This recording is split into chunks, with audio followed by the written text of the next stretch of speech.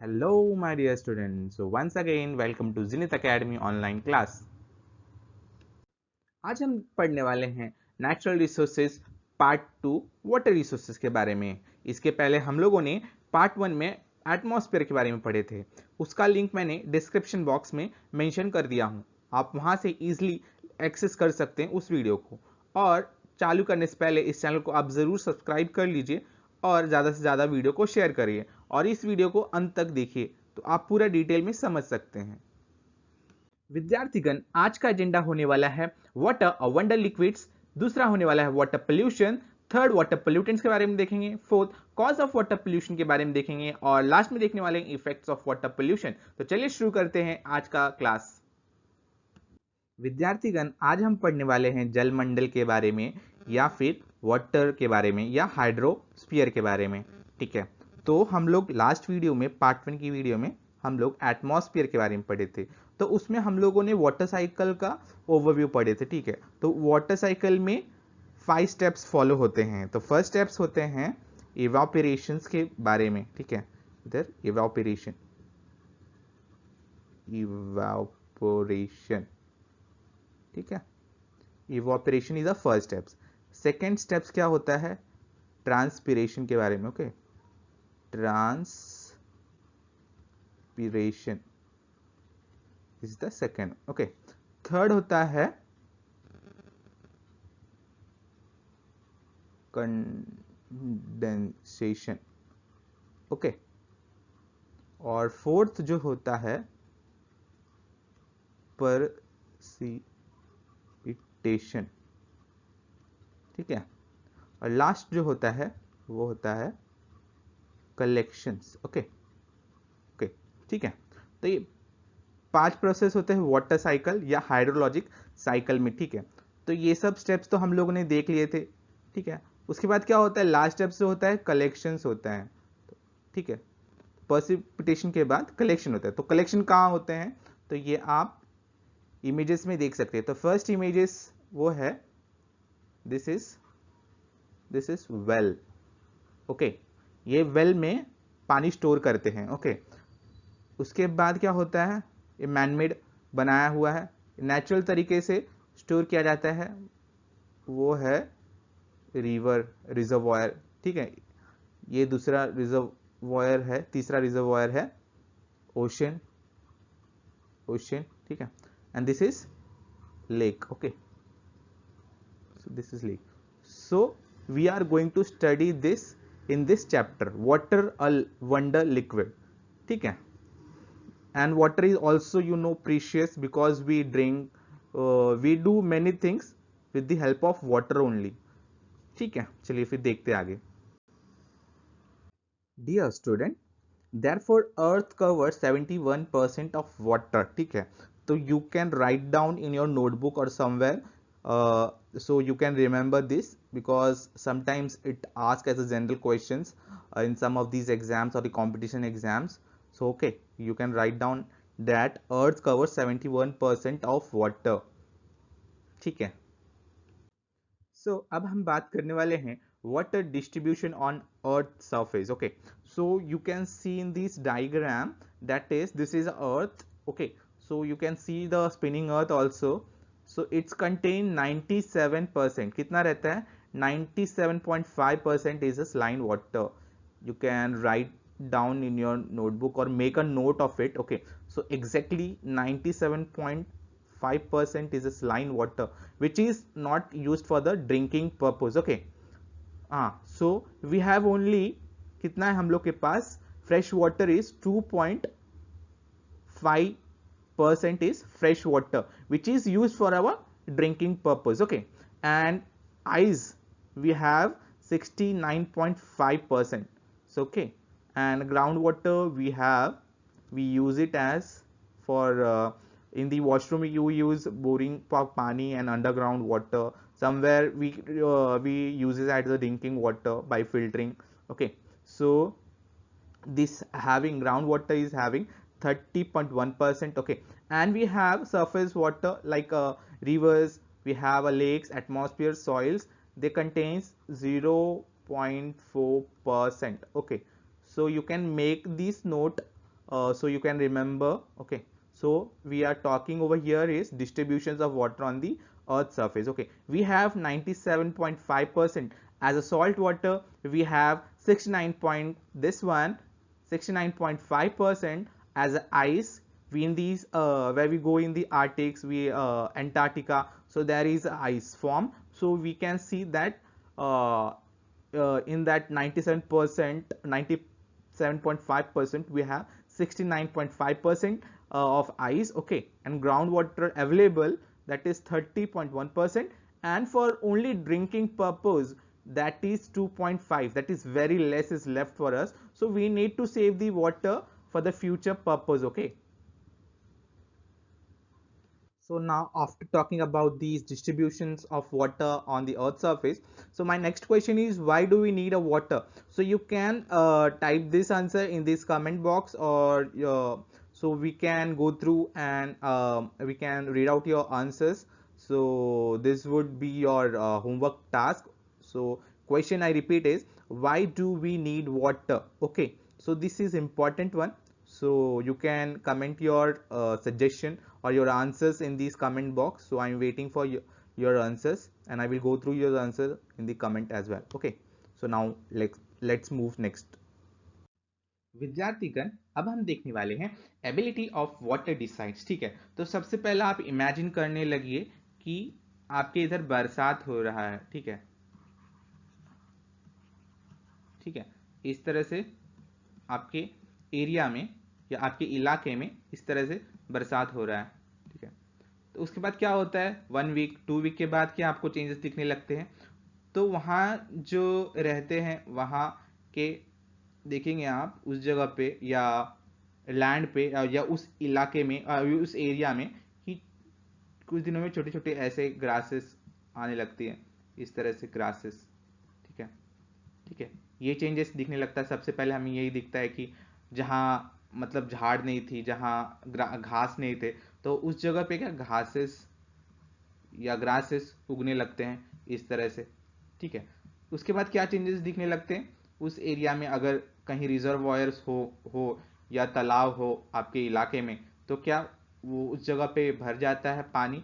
पानी भरने के बाद क्या होता है, आपको फिशेस, जो कि फिशेस नहीं रहते थे, मतलब फिशेस की क्वांटिटी कम हो जाती है, तो क्या होता है वापस फिशेस का ग्रोथ होने लगता है उस जगह पे अगर बरसात होती है. या कहीं आपके जगह या आपके इलाके में कुछ गड्ढा जगह है और वहाँ पानी भर जाती है, तो उस जगह पे क्या होते हैं, उस जगह पे ही चेंजेस होने लगते हैं, उसमें एक्वेटिक ऑर्गेनिजम्स का स्पीशीज डेवलप्ड होने लगता है. ठीक है, एक्वेटिक.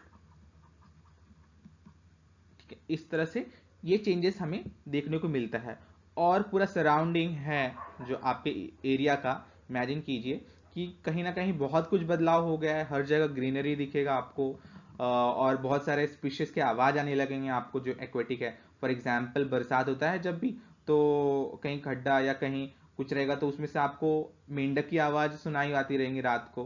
ठीक है, तो ये सब चेंजेस पानी के कारण ही होता है. ठीक है, तो देखते हैं हम लोग क्या लिखा है पॉइंट्स. तो due to the ability of water, number of species in that area is more. तो हम लोगों ने पढ़ा ये. Diversity of a life forms, ये भी पढ़े कि डाइवर्सिटी बहुत ज्यादा हो जाता है, हमें देखने को मिलता है. और थर्ड पॉइंट था जो soil and temperature also help in the decisions. ठीक है, तो ये भी इंपॉर्टेंट पॉइंट है, आप नोट डाउन कर लीजिए. सॉइल्स एंड टेम्परेचर ये भी हेल्प करते हैं. ठीक है विद्यार्थीगण, अब हम देखने वाले हैं वाटर पोल्यूशन के बारे में. ठीक है, तो वाटर पोल्यूशन के बारे में आप तो पहले भी पढ़े होंगे क्लास 6th में, 7th में, 5th में. ठीक है, तो आप मुझे कमेंट करके, आप कमेंट बॉक्स में आप अपना कमेंट कीजिए, आपका आंसर बताइए, सजेशन दीजिए कि हम वाटर पोल्यूशन को कैसे कम करें. उसका कुछ आइडिया है आपके पास तो हम उसको ओवरकम करने का, तो आप प्लीज़ कमेंट बॉक्स में आप मेंशन कर सकते हैं. ठीक है, तो वाटर पोल्यूशन क्या होता है कि एक पानी है कहीं, तो उसमें क्या होता है, अगर हम लोग कचरा डाला या केमिकल पानी में डाल दिया तो क्या होगा, वाटर को कॉन्टेमिनेट करेगा या वाटर पोल्यूशन होगा उसके कारण. ठीक है, तो वो क्या होने वाला है, unusual for the drinking purpose, हम लोग के लिए हानिकारक होगा, कोई भी लिविंग ऑर्गेनिज्म के लिए, चाहे प्लांट्स हो, एनिमल्स हो या ह्यूमन बींग्स हो. तो कहीं ना कहीं वो हम लोग को नुकसानदेह होने वाला है. अगर गंदा पानी होगा, उसमें केमिकल भरा पानी होगा, तो वो हमारे हेल्थ के लिए बहुत प्रॉब्लम होने वाला है। ठीक है, तो वही लिखा है इधर, water pollution is a contamination of water source by the substance which makes the water unusual for drinking, cooking, cleaning, etc. Okay. So now we are going to study about the water pollutants. So हम लोग देखने वाले हैं water pollutants के बारे में, ठीक है। तो फर्स्ट पॉइंट क्या लिखा हुआ है, due to the undesirable change in the physical and a biological और chemical qualities of the water, ठीक है, तो उसे हम पोल्यूशन बोल सकते हैं, वाटर पोल्यूशन, ठीक है। तो this change effect the living organism, अगर वाटर में चेंजेस आती है, केमिकल्स उसके अंदर घुलता है पानी में, ठीक है, बायोलॉजिकल चेंजेस आते हैं वाटर के अंदर या फिजिकल चेंजेस आते हैं, तो वो क्या करेगा, at the end living organism को इफेक्ट करने वाला है, at the end it will going to affect the living organisms only. So water pollutants are, so there are 4 water pollutants. We have 4 water pollutants. Okay, so first we have this one. Okay, this one is foreign organic substance. Second we have inorganic substances. Okay, this one, and third we have a biological substances, and the last one is have radioactive substances. Okay, so basically foreign substances or foreign organic substances comes, that is pesticides. Okay, we put on the farms, fertilizers used and detergents are used. Okay, so हम लोग क्या करते हैं, pesticides डालते हैं, okay, जहाँ farming हो रहा है, फर्टिलाइजर्स यूज करते हैं, ठीक है, और कपड़ा हम लोग जा करके नदी किनारे या वेल किनारे तो हम लोग धोते हैं कपड़ा, तो उसके कारण डिटर्जेंट्स जो रहते हैं उसके अंदर केमिकल्स होते हैं, तो वही पानी में घुलता है, वहीं वेल से हम लोग पानी फेच करते हैं, उसके बाद क्या होगा, हम लोग गंदा पानी पी रहे हैं, ठीक है ना, तो उससे क्या होगा, हमें तकलीफ होगा, जो मछलियां हैं एक्वेटिक लाइफ उनको भी तकलीफ होने वाला है, प्लांट्स को भी तकलीफ होने वाला है, ठीक है। तो pesticides, excess use of pesticides use करते हैं और फर्टिलाइजर्स मतलब डालते हैं ज़्यादा यील्ड के लिए, बट ज़्यादा यूज लिमिट से बाहर होता है, तो क्या होगा, वाटर पोल्यूशन होता है उस जगह पे, ठीक है। तो कैसे होता है, तो वो बरसात होती है उस जगह पे, तो जो फर्टिलाइजर्स डाली है वॉश आउट होती है और पानी के थ्रू फ्लो होती है, उसके कारण क्या होता है, वाटर पोल्यूशन कैरी होता है, वही पानी रिवर्स में जाता है या पॉन्ड्स में जाता है, तो वही हम मतलब फेच करते हैं, तो उसके बाद क्या हम लोग गंदा पानी पी रहे हैं, फर्टिलाइजर वाला पानी पी रहे हैं, पेस्टिसाइड्स वाला पानी पी रहे हैं, तो this are going to harm the living organism at the ends. Okay, so inorganic, so example we have many factories or industries leaving their chemicals in the rivers or ponds somewhere. Okay, so that is very harmful. Okay, so that is nickel, we have for example we have mercury, we have cadmium, which is very harmful for your living organisms. Okay, especially so.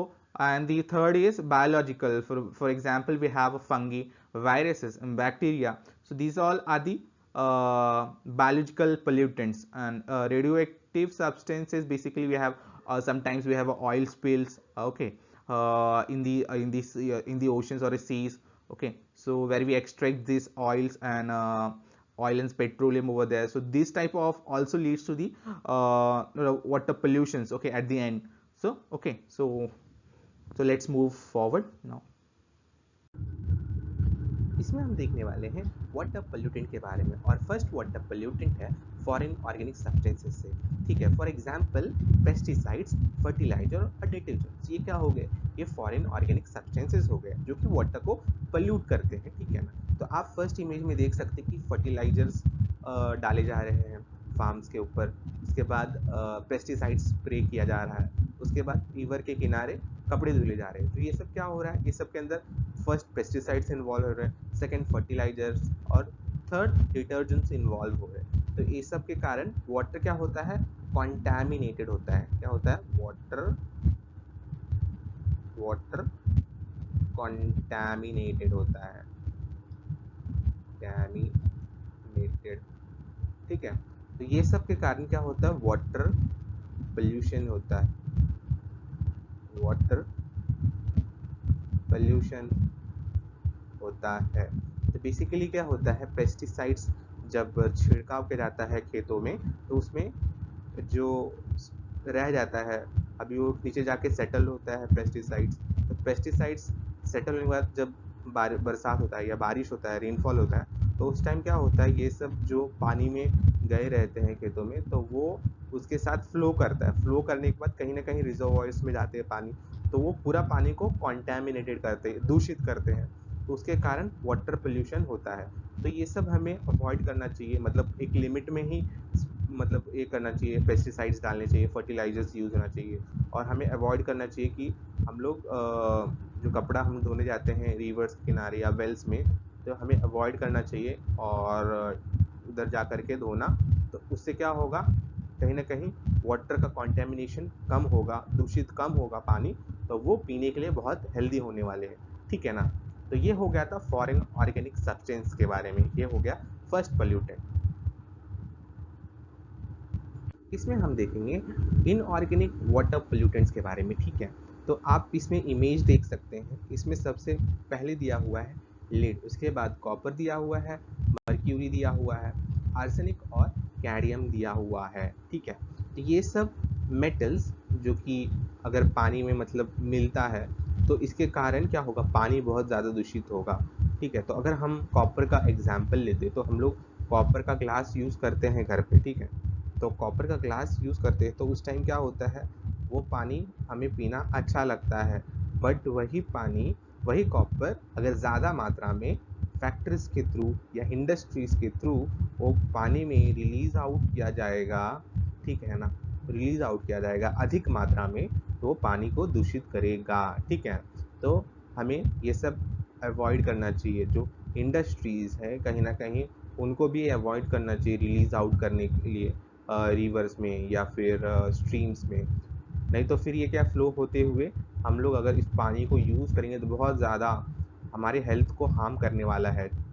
ना ही सिर्फ हमें harm करेगा, पूरा ecological balance को भी harm होने वाला है, क्योंकि लिविंग ऑर्गेनिजम्स ये सब चीज़ को ज़्यादा मात्रा में इसको ये नहीं कर सकता है ना, ठीक है। उसके बाद मर्क्यूरी बहुत डेंजरस मेटल है, कैडमियम हो गया, आर्सेनिक हो गया, ये सब बहुत ही खतरनाक मेटल है। अगर ये सब रिलीज होते हैं और होते भी हैं बहुत जगह फैक्ट्रीज में, तो उसके कारण क्या हो रहा है, वाटर अधिक पोल्यूट हो रहा है, ठीक है ना, एक्वेटिक लाइफ को हार्म हो रहा है कहीं ना कहीं। तो ये सब चीज़ हमें क्या करना है, अवॉइड करना है। लोगों को सोचना चाहिए कि ये सब चीज़ें फैक्ट्री से या इंडस्ट्री से रिलीज आउट ना किया जाए।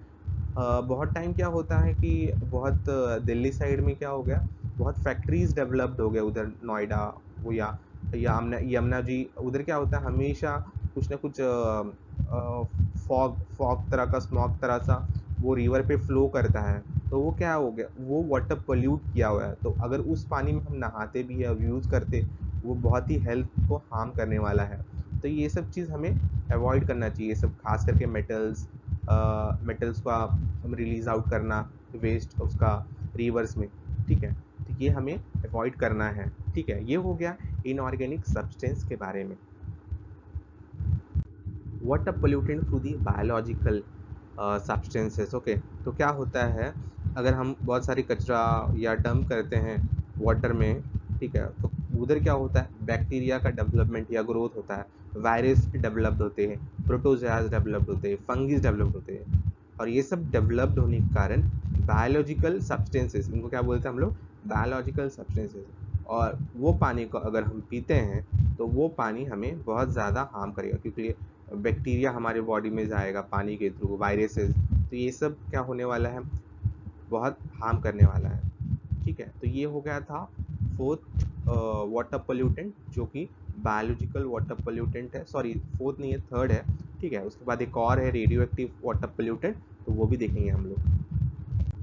फोर्थ और आखिरी वाटर पोल्यूटेंट है, वो है रेडियोटिव वाटर पोल्यूटेंट, ठीक है।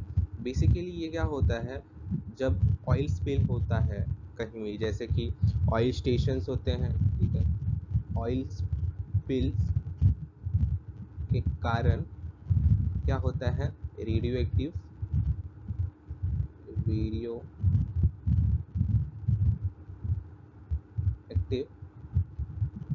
पोल्यूशन होता है, ठीक है। तो जैसे कि हम लोग जहाँ गैस स्टेशंस होते हैं या पेट्रोलियम स्टेशंस होते हैं सी में बने हुए, तो अगर वहाँ कुछ होता है, वहाँ से ऑयल स्पिल्स होते हैं, तो क्या होगा, वहाँ के जो भी एक्वेटिक लाइफ्स है सीज के या ओशंस के, वो डिस्ट्रॉय होता है। उसके कारण पूरा समुद्र या पूरा एक्वेटिक लाइफ जो है सीज या ओशन का, वो पूरा इफेक्ट होता है। इसके कारण इकोलॉजिकल बैलेंस हो सकता है। अगर फिशेज नहीं होंगे तो हमारा जो समुद्र है या ओशंस है वो क्लीनिंग नहीं होगा, क्योंकि फिशेज एक्वेटिक लाइफ होने के कारण हमारा समुद्र है या ओशंस है वो साफ सुथरा रहता है।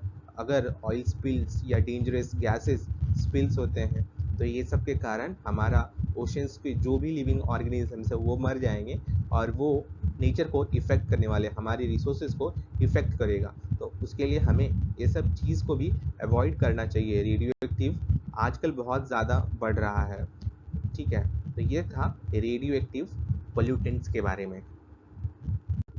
कॉजेज ऑफ वाटर पोल्यूशन के बारे में देखेंगे। इसमें हम पढ़ने वाले हैं कॉजेज ऑफ वाटर पोल्यूशन, और फर्स्ट कॉजेज है सीवेज, ठीक है, इसको हम पढ़ने वाले हैं, ठीक है। तो सीवेज क्या होता है बेसिकली, हमारे बिल्डिंग में सीवेज सिस्टम्स होता है, मतलब नाले, गटर्स, तो ये सब क्या हो गया, सीवेज हो गया, जो हमारे वॉशरूम के पानी ड्रेनेज में जाता है, तो ये सब क्या हो गया, ये सब सीवेज हो गया। तो ये सीवेज हमारे नाले के पानी जब जाती है और रिवर्स या समुद्र में छोड़ा जाता है, तो ये सब पानी पल्यूट करता है, ठीक है। तो उसके लिए क्या होता है, सीवेज ट्रीटमेंट होता है, सीवेज ट्रीटमेंट किया जाता है, ठीक है। इस पानी को वापस जो नाले का पानी उसे स्टोर किया जाता है, उसके क्लीन किया जाता है, ठीक है। कहीं ना कहीं कुछ ना कुछ जो रहते हैं गार्बेज वगैरह, उनको ट्रीट किया जाता है बरोबर। उस पानी में कुछ ना कुछ केमिकल्स डाले जाते हैं ताकि वापस यूज़ किया जाए। क्या यूज़ किया जाए, किस तरह से, वो क्लीनिंग पर्पज़ के लिए यूज़ किया जा सकता है, ठीक है। क्लीनिंग पर्पज़ या फिर क्लीनिंग पर्पज़ हो गया, फिर और कुछ जो कि हम लोग पानी का यूज़ करते हैं, है ना। फिर गार्डनिंग, ठीक है, गार्डनिंग पर्पज़। तो ये सब के लिए हम लोग वाटर को ट्रीट करके, सीवेज ट्रीटमेंट करके, इसको क्लीनिंग और गार्डनिंग या फिर और भी चीज़ों में यूज़ करना चाहिए पानी को, इस पानी को। और फिर वो पानी को हम यूज़ करके हम लोग कहीं ना कहीं वाटर का पोल्यूशन कम कर रहे हैं इसी पानी को ट्रीट करके। तो एक बेहतरीन मतलब उपाय भी है, या जुगाड़ भी बोल सकते हैं। इससे हम लोग पोल्यूशन को कम कर सकते हैं। तो ये बहुत सारे मतलब ये फैसिलिटीज़ जो ट्रीटमेंट है, बहुत सारे शहरों में, बहुत बिल्डिंग सोसाइटीज़ में ये यूज़ कर रहे हैं। तो मुझे लगता है कि इंडिया में हर एक जगह, बड़े बड़े सिटीज़ में ये सीवेज ट्रीटमेंट होना चाहिए। उससे क्या होगा, हम लोग कहीं ना कहीं पोल्यूशन को थोड़ा कम करने में हम लोग साथ दे सकते हैं, ठीक है। तो ये एक अच्छा चीज़ है कि सीवेज ट्रीटमेंट आया है ऐसे पोल्यूशन को कम करने के लिए। वैसे हम लोग और कुछ सोल्यूशन सोचना चाहिए ताकि वाटर पोल्यूशन कम हो सके या पोल्यूशन कम हो सके बेसिकली, ठीक है। तो आप इस पिक्चर में देख रहे हैं कि किस तरह से, इसमें देख रहे हैं किस तरह से सीवेज सीवेज इस तरह से आ रही हैं, ठीक है। नाले में ये गटर है, नाले में फ्लो करेगा तो कहीं ना कहीं ये एट द एंड रिवर्स या ओशंस में जाने वाला ही है। तो ये क्या होगा, ये रिवर्स को हार्म करेगा, एक्वेटिक लाइफ को हार्म करेगा। उसके लिए मैं बोलता हूँ sewage treatment is a best अभी के लिए। This treatment is a best. ये हर एक बिल्डिंग्स या हर एक सोसाइटीज़ में ये होना चाहिए, बड़े बड़े कॉम्प्लेक्सेस में सीवेज ट्रीटमेंट करके उसे गार्डनिंग या क्लीनिंग पर्पज़ के लिए यूज़ करना चाहिए, ठीक है। ये हो गया था कॉजेज ऑफ वाटर पोल्यूशन के बारे में। हाँ, अब सेकेंड हो गया cause industrial waste, cause of water pollution, ठीक है। जैसे कि आप इमेज में देख रहे हैं, ये एक फैक्ट्रीज है, तो यहाँ से क्या हो रहा है, केमिकल का रिलीज आउट हो रहा है रिवर्स में। तो रिवर्स में रिलीज आउट होने के कारण ये रिवर्स जो भी है वो पोल्यूट हो रहा है। तो उसके अंदर जो भी उधर के जो एक्वेटिक लाइफ है वो पूरी तरह से ख़त्म हो रहा है। तो इसके लिए रिस्पॉन्सिबल कौन होते हैं, ये हम लोग होते हैं, इंडस्ट्रियल या फैक्ट्री वेस्ट कारण एक्वेटिक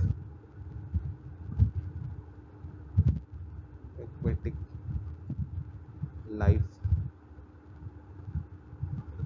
हार्म हो रहा है, ठीक है। तो इस चीज़ को हमें ध्यान देना चाहिए कि इंडस्ट्रीज अगर पोल्यूशन कम करते हैं या वेस्ट कम, उनका वेस्ट खुद ट्रीट करते हैं, इस तरह से हम लोग ये भी पोल्यूशन से वाटर को बचा सकते हैं। तो ये इंडस्ट्रीज़ को सोचना चाहिए और गवर्नमेंट को भी कुछ पॉलिसीज़ बनानी चाहिए ताकि इंडस्ट्रियल वेस्ट को ट्रीट किया जाए प्रॉपरली और उसे केमिकल्स को रिलीज़ ना किया जाए, है ना।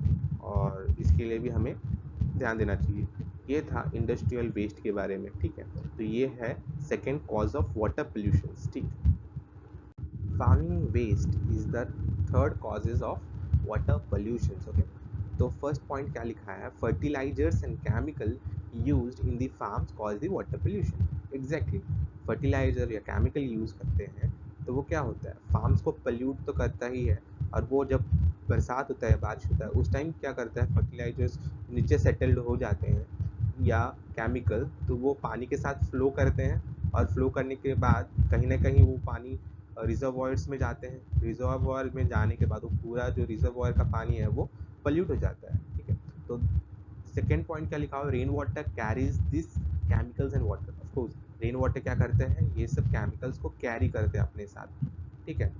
कैरी करने के बाद वो पूरे पूरे वाटर या रिजर्वॉयर्स को कॉन्टैमिनेटेड करता है और इसी कारण farming waste cause the water pollutions, okay. Solid particles, ठीक है, सॉलिड पार्टिकल से भी पोल्यूशन होते हैं, जैसे कि डस्ट या सॉइल्स या फिर कुछ भी अगर वेस्ट मटेरियल रोड पे रखा हुआ है और बारिश या कुछ पानी का फ्लो होता है उस रास्ते से, तो वो क्या कैरी होता है, जो भी डस्ट पार्टिकल्स या मटेरियल्स है उसके कारण क्या वो पानी में जाता है, ठीक है, कलेक्ट होता है कहीं ना कहीं डस्ट, और डस्ट कलेक्ट होने के कारण वो भी पोल्यूशन कॉज करता है, ठीक है। तो इसमें देखते क्या लिखा हुआ है, soils and waste material on the roads carried by the water causes pollution, ठीक है। Dust particle also cause the water pollution. Solid particles भी कहीं ना कहीं वाटर पोल्यूट करते हैं। Last cause of water pollution है थर्मल पोल्यूशन के बारे में, ठीक है। Discharge of hot water from the thermal plant leads to the water pollution, ठीक है। Oxygen content decreases in the water, okay. Decrease in the oxygen will leads to the harm of aquatic life, okay. अगर पानी में गर्म पानी छोड़ा जाए thermal plant से तो क्या होगा, वो पानी में जाएगा और उसका टेम्परेचर जो पानी का कूल था वो बढ़ाएगा, उसके कारण ऑक्सीजन की कमी होगी। ऑक्सीजन की कमी होने के कारण एक्वेटिक लाइफ को डायरेक्टली अफेक्ट करेगी, ठीक है। तो ये सब इफेक्ट होने के कारण हमारा जो बायोलॉजिकल बैलेंस है कहीं ना कहीं बिगड़ेगा। तो ये चीज़ को भी हमें ध्यान देना चाहिए, ये भी एक बड़ा कॉज है वाटर पोल्यूशन का, ठीक है। अब हम पढ़ने वाले हैं इफेक्ट्स ऑफ वाटर पोल्यूशन के बारे में। इसके पहले पढ़े थे हम लोग कॉजेज ऑफ वाटर पोल्यूशन के बारे में, ठीक है। ठीक है, अभी कॉजेज ऑफ वाटर पोल्यूशन हमें मालूम चल गया कि पोल्यूशन किससे हो रहा है, ठीक है। तो अब क्या होगा, पोल्यूशन हो गया तो अभी उसका इफेक्ट दिखने को ज़रूर मिलेगा। तो फर्स्ट इफेक्ट है डिजीज कॉजिंग इफेक्ट, ओके। तो क्या होता है, biological pollutants in water causes disease in the living organism. तो ये सब क्या थे, cholera, typhoid, hepatitis, malaria, viruses, ये सब क्या थे, बायोलॉजिकल पोल्यूटेंट्स थे, ठीक है ना। तो बायोलॉजिकल पोल्यूटेंट क्या किया, अभी वो ह्यूमन बीइंग पे इफेक्ट किया है। उससे क्या होता है, कौन से डिजीज होते हैं, तो उससे क्या होता है, अगर वो पोल्यूट कर देते हैं बायोलॉजिकल पोल्यूटेंट तो वो इफेक्ट करता है हमारे बॉडी के ऊपर, और डिजीज होते हैं टाइफाइड फर्स्ट वाला, ठीक है, आप नोट डाउन कर लीजिए, ठीक है। फर्स्ट डिजीज होगा टाइफाइड अगर दूषित पानी पीते हैं तो। सेकेंड होता है कोलेरा, डिसेंट्री और जॉन्डिस, ठीक है। तो ये सब डिसीज होने का चांसेस होता है अगर बायोलॉजिकल पोल्यूटेंट वाटर पीते हैं तो, ठीक है। तो ये डिजीज हमें कॉज करता है। तो बेसिकली हम मानसून में क्या होते हैं, लोग ज़्यादा बीमार पड़ते हैं, तो उस टाइम क्या होता है, ये सब जो वायरसेस है, मलेरिया, डेंगू, ये सब का क्या होता है उस टाइम ज़्यादा मल्टीप्लाई, ज़्यादा ग्रोथ होता है, उस टाइम हम लोग ज़्यादा बीमार पड़ते हैं। तो उस टाइम हमें बाहर का पानी बेसिकली पीना नहीं चाहिए। सेकेंड इफेक्ट अब देखेंगे, removal of desirable substances from the water bodies. If organic waste increases in water, bacteria grows rapidly and bacteria use oxygen, kills the aquatic life। Okay ठीक है, अगर वाटर बॉडी से क्या होगा, बैक्टीरिया बढ़ेगी, उसके अंदर हम ज़्यादा कचरा डालेंगे, बैक्टीरिया बढ़ने के कारण ऑक्सीजन में जो पानी की ऑक्सीजन लेवल है वो कम होगी, कम होने के कारण एक्वेटिक लाइफ पे असर पड़ेगी। ऑक्सीजन कम होगी तो एक्वेटिक लाइफ ऑटोमेटिकली मरने लगेंगे सब लोग, और जो भी एक्वेटिक ऑर्गेनिजम्स रहते हैं पानी में उनका खात्मा होने लगेगा। तो removal of desirable substance from the water bodies is also effect to the that aquatic life. हम लोग पहले ही कॉजेज ऑफ थर्मल पोल्यूशन के बारे में पढ़े हैं, इसमें हम देखेंगे इफेक्ट ऑफ थर्मल पोल्यूशन के बारे में। ठीक है, तो क्या होता है, थर्मल पोल्यूशन उस एरिया में अगर बढ़ता है तो उसके पहले नंबर तो एयर पोल्यूशन होता है, उसके बाद वाटर पोल्यूशन होता ही है। अगर उस एरिया का टेम्परेचर इंक्रीज़ होता है, जहाँ थर्मल प्लांट सेटअप है उस एरिया में, तो वहाँ का टेम्परेचर इंक्रीज़ होता है, या वहाँ से गर्म पानी छोड़ा जाता है रिवर्स में या फिर वहाँ के सीज़ में, तो उसके कारण क्या होगा, वो डायरेक्टली इफेक्ट एक्वेटिक लाइफ पे करने वाला है। ठीक है, तो क्या लिखा है, एक्वेटिक लाइफ बेसिकली जो एक्वेटिक लाइफ ब्रीड करते हैं उनके ऊपर इफेक्ट होने वाला है, उनके जो एग्स है वो डेवलप नहीं होंगे, लार्वा डेवलप नहीं होगा, तो वो क्या होगा, कहीं ना कहीं पूरी तरह से एक्वेटिक लाइफ को पूरा डिस्ट्रॉय करेगा। तो थर्मल पोल्यूशन बहुत बड़ा इफेक्ट है हमारे एनवायरनमेंट पे भी। ठीक है, thank you student for watching my videos.